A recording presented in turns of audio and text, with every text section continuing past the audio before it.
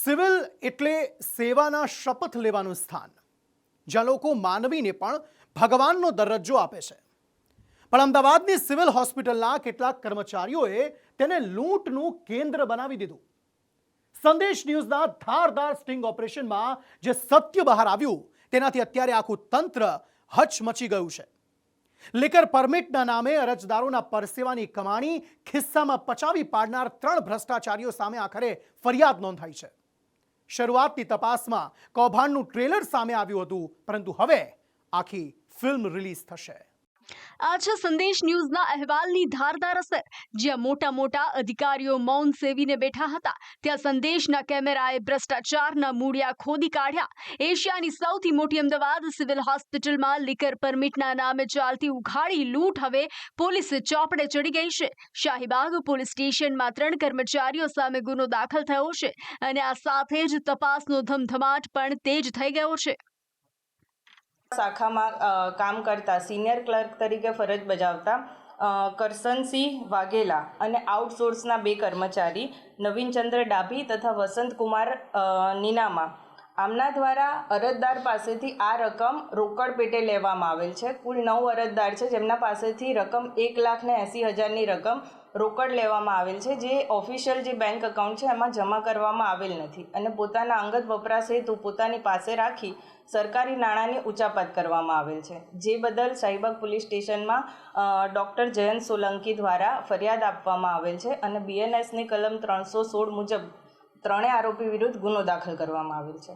નિયમ કહે છે કે પરમિટની રકમ ઓનલાઈન ભરવાની હોય છે, પણ આ ટોળકી રોકડાના મોહમાં અંધ બની હતી.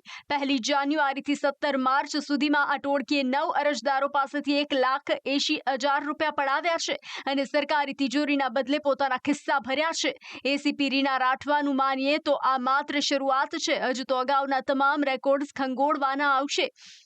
જો કે હકીકત એ પણ છે કે પોલીસે તો સંદેશ ન્યૂઝના અહેવાલ પર મહોર લગાવી છે, કેમ કે ફરિયાદ તો બાદમાં નોંધાઈ. સૌથી પહેલા સંદેશ ન્યૂઝે ગઈકાલે જ સમગ્ર કૌભાંડનો પર્દાફાશ કર્યો હતો.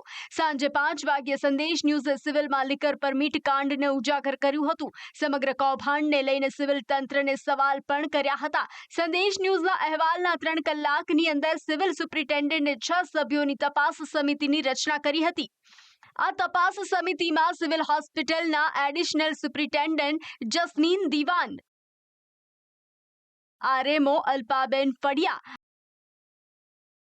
એકાઉન્ટન્ટ હંસરાજસિંહ જાડેજા, એકાઉન્ટન્ટ હસમુખ યાદવ અને RKS મેનેજર કીર્તિ પટેલનો સમાવેશ કરાયો. અને આ સમિતિની તપાસમાં વધુ 7 રસીદો મળી આવી. એક રસીદ હોય કે 9, ભ્રષ્ટાચાર એ ભ્રષ્ટાચાર જ કહેવાય, જેની કબૂલાત ખુદ સિવિલ સુપ્રિન્ટેન્ડન્ટે પણ કરી છે.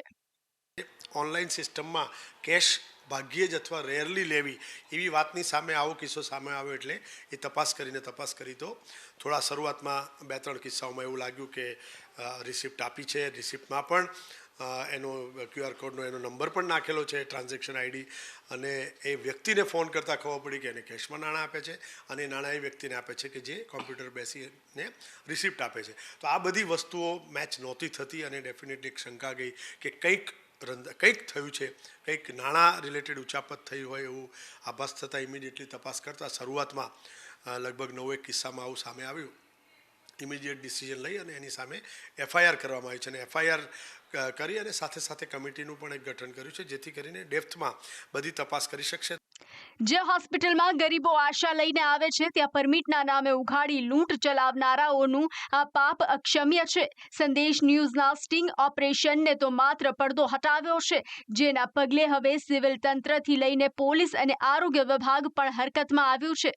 આ 3 થી 5 જણાએ સંયુક્તપણે ગુનો આચરીને આ રોકડા પૈસા લઈને પોતાના ગંજવે નાખતા હતા. તુરંત જ FIR કરવામાં આવી છે. જે આઉટસોર્સિંગ 3 ક્લાર્ક કામ કરતા હતા એમને છૂટા કરી દેવામાં આવ્યા છે. જે ક્લાર્ક છે એમને સસ્પેન્ડ કરવાની મેં હમણાં જ સૂચના આપી છે. ત્યારે સવાલ એ છે કે શું આ 3 પ્યાદાઓ જ દોષિત છે કે પછી તેમની પાછળ કોઈ મોટું માથું આ ભ્રષ્ટાચારનું સંચાલન કરી રહ્યું હતું? એક જવાબદાર મીડિયા તરીકે સંદેશ ન્યૂઝે આ કૌભાંડને ઉજાગર કર્યું. હવે જવાબદારી તંત્રની છે કે આ 3 આરોપીઓ સામે કેવી કડક કાર્યવાહી થાય કે પછી કોઈ સરકારી કર્મચારી જનતાના રૂપિયા લઈને નજર નાખવાની હિંમત ન કરે. આજનો એજન્ડા માટે કશ્યપ જોશી સાથે બ્યુરો રિપોર્ટ સંદેશ ન્યૂઝ. શું સુરતમાં કલેક્ટર અને પોલીસ કમિશનરની મિલીભગત ચાલી રહી છે? આ સવાલ એટલા માટે કેમ કે સુરતના સત્તાવાર ગલિયારાઓમાં આજે જે બન્યું તેણે સમગ્ર વહીવટી તંત્રને હચમચાવી નાખ્યું. ભાજપના ધારાસભ્ય જ્યારે કલેક્ટર અને સીપી પર હિન્દુઓની અસલામતીના આરોપ કરે ત્યારે સમજવું કે પાણી માથા ઉપરથી પસાર થઈ ગયું છે. હીરાનગરી સુરતમાં આજે રાજકીય ભૂકંપ સર્જાયો છે. સંકલન બેઠક જે પ્રશ્નોના ઉકેલ માટે હોય ત્યાં જે આરોપોના અંગારા વરસ્યા. ભાજપના ધારાસભ્ય અરવિંદ રાણાએ સુરતના કલેક્ટર અને પોલીસ કમિશનર પર સીધું નિશાન સાધ્યું અને આરોપ એવો લગાવ્યો કે જેનાથી સત્તાના સિંહાસનો ડોલવા લાગ્યા. ધારાસભ્યએ જાહેરમાં પૂછ્યું કે શું અધિકારીઓની મિલીભગતથી સુરતનો હિન્દુ આજે અસલામતી અનુભવી રહ્યો છે? મારી પાસે જે રજૂઆત આવી છે તે રીતે હવે હિન્દુ વિસ્તાર જે છે એ હિન્દુ વિસ્તારમાં આડેધડ વિધર્મીઓના મિલકતોની પરવાનગી આપી દેવાથી હવે પરિસ્થિતિ એવી છે કે હિન્દુ પણ પોતાના પરિવારની સાથે એ વિસ્તારમાંથી પલાયન થવાની અને એ વિસ્તાર છોડી દેવાની જ્યારે પોલીસ કમિશનર અને કલેક્ટરશ્રીને એ હિન્દુ પરિવારો જ્યારે આવેદનપત્ર આપે છે ત્યારે આ ખૂબ ચિંતાનો વિષય બની ગયો છે. મુદ્દો છે સુરતના નવાપરા વિસ્તારનો, જ્યાં અશાંત ધારાના કાયદાની અમલવારીમાં મોટું ગાબડું પડ્યું હોવાનો દાવો કરાઈ રહ્યો છે. અરવિંદ રાણાનો આરોપ છે કે અશાંત ધારા હેઠળ આવતી 37 જેટલી મિલકતોની તબદીલી માટે ખોટી રીતે પરવાનગી આપવામાં આવી છે. જે મિલકતો સુરક્ષિત રહેવી જોઈએ તેની ફાઇલો પર કઈ રીતે સહીઓ થઈ ગઈ? શું આ મિલીભગત છે કે પછી કોઈ મોટો વહીવટ? જે વિસ્તારની અંદર હિન્દુ પરિવાર રહે છે એની આજુબાજુના કે સામસામે રહેનારા લોકોને જ્યારે ખબર જ નથી પડતી અને તમારી મંજૂરી મળી જાય છે અને જે વિધર્મી પરિવાર રહેવા આવે છે ત્યારે આ લોકોએ ખાલી કરવું પડે એવી પરિસ્થિતિ, ગંભીર પરિસ્થિતિ બની છે. ત્યારે જો આમાં તમે સુધારો નહીં કરો અને આજુબાજુના લોકો કે સામસામેના લોકોની પરવાનગી અથવા તો એની સંમતિ નહીં લો અને એક તરફી તમે મંજૂરી આપો છો, એક ખોટી મંજૂરી ખોટી રીતે આપો છો, ગેરકાયદેસર રીતે આપો છો અને ભ્રષ્ટાચાર કરીને જ આપતા હોય એવું ફલિત થાય છે. ત્યારે સવાલ એ જ થાય કે જે શહેરમાં શાંતિ અને સલામતીના દાવા થાય છે ત્યાં જો નાગરિકોને પોતપોતાના ઘર છોડીને જવું પડતું હોય તો આનાથી મોટી વહીવટી નિષ્ફળતા બીજી કઈ હોઈ શકે? ધારાસભ્યના આ આક્રોશમાં સુરતના સામાન્ય નાગરિકનો ડર અને વેદના છે.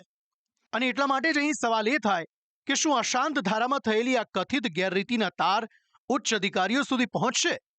શું ગાંધીનગરથી આ મામલે તપાસના આદેશ અપાશે? આજનો એજન્ડા માટે મનીષ પરમાર, સંદેશ ન્યૂઝ, સુરત. ભર ઉનાળે આકાશમાંથી વરસેલી આફત તો જતી રહી, પણ ગુજરાતની ધરતી પર વિનાશના જે નિશાન છોડી ગઈ એ જોઈને કાળજો કંપી ઉઠે. વરસાદના વિરામ બાદ પણ ખેતરોમાં હજી પાણી પહેરો બનીને ઊભા છે. આફતની આ ઘડીમાં એક તરફ અન્નદાતાની વેદના છે તો બીજી તરફ વધુ એક વખત ખેડૂત ગુજરાતની રાજનીતિનું કેન્દ્ર બન્યો છે.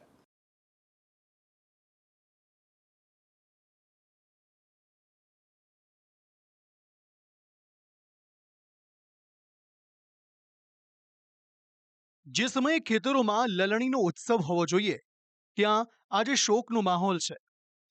મોરબી હોય કે ગીર સોમનાથ, વિરમગામ હોય કે રાજકોટ, દ્રશ્યો એક સરખા છે. 8 મહિના સુધી લોહી પાણી કરીને જે પાકને સંતાનની જેમ ઉછેર્યો એ અત્યારે કાદવ કીચડમાં રોડાઈ રહ્યો છે. ખેડૂતના મોઢે આવેલો કોળિયો કુદરતે તો છીનવ્યો જ છે, પણ હવે તંત્રની સુસ્તી ખેડૂતના જખમ પર મીઠું ભભરાવી રહી છે. આ દ્રશ્યો ગીર ગઢડાના હરમડિયા ગામના છે. અહીં વરસાદ નથી આવ્યો પણ આફત ત્રાટકી છે. ખેતરોમાં ગોઠણસમાં પાણી ભરાયેલા છે. બાજરી અને તલનો પાક હવે માત્ર કાગળ પર રહી ગયો છે. જમીન પર તો માત્ર બરબાદી છે. ખેડૂતો કહી રહ્યા છે કે સાહેબ, હવે તો સર્વેના નામે કાગળિયા ફાળવાનું બંધ કરો અને સીધું વળતર આપો, કારણ કે અહીં ઉનાળુ પાક તો ગયો, પણ સાથે ખેડૂતોની આશા પણ ડૂબી ગઈ છે. પુષ્કળ વરસાદ 2.5 થી 3 ઇંચ જેટલો વરસાદ થયો હશે. એમાં તલ છે, બાજરો છે, એમાં બધું અત્યારે પાક નિષ્ફળ ગયો. ખેતરમાં અત્યારે જવા એવી પરિસ્થિતિ નથી, તમારે સામે જ છે બધું. આ તરફ રાજકારણ પણ ગરમાયું છે. ભારતીય કિસાન સંઘે તો સીધો પડકાર ફેંક્યો છે કે ખેડૂત હોવાનો દાવો કરતા ધારાસભ્યો હવે વિધાનસભામાં મૌન તોડે, તો સામે કૃષિ મંત્રી જીતુ વાઘાણી કહી રહ્યા છે કે સર્વેના આદેશ આપ્યા છે. વિધાનસભાનું સત્ર ચાલી રહ્યું છે, એની અંદર ખેડૂત હોવાનો દાવો કરતા ઘણા ધારાસભ્યો છે. પણ એમને પણ વિનંતી છે કે કાલે સત્ર ચાલુ થાય ત્યારે બોલજો, પક્ષાપક્ષીથી દૂર થઈને બોલજો.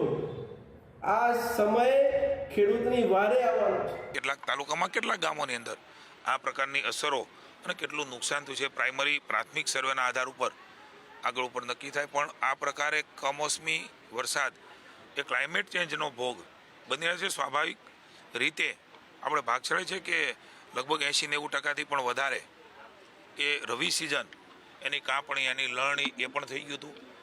હજી પણ કોઈનું નાની મોટી કોઈ તકલીફો હોય તો એ ગામ વાઇઝ, તાલુકા વાઇઝ જાણવાનો પ્રયાસ પ્રાથમિક સર્વે અમે કરી રહ્યા છીએ. મોંઘા બિયારણ, મોંઘી દવા અને કાળી મજૂરી, આ બધું જ વરસાદી પાણીમાં અત્યારે વહી ગયું છે. ઉપલેટાના સહકારી આગેવાને મુખ્યમંત્રીને પત્ર લખીને ચીમકી આપી છે કે જો તાત્કાલિક વળતર નહીં મળે તો ધરતીપુત્ર પાયમાલ થઈ જશે. આ માત્ર આંકડાની રમત નથી, આ એક પરિવારના આખા વર્ષના ગુજરાનનો સવાલ છે.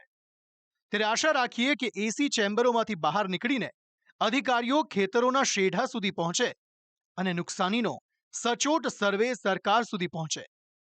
અત્યારે અન્નદાતાની એક જ માંગ છે, અમને વાતો નહીં, વળતર જોઈએ. બ્યુરો રિપોર્ટ, સંદેશ ન્યૂઝ.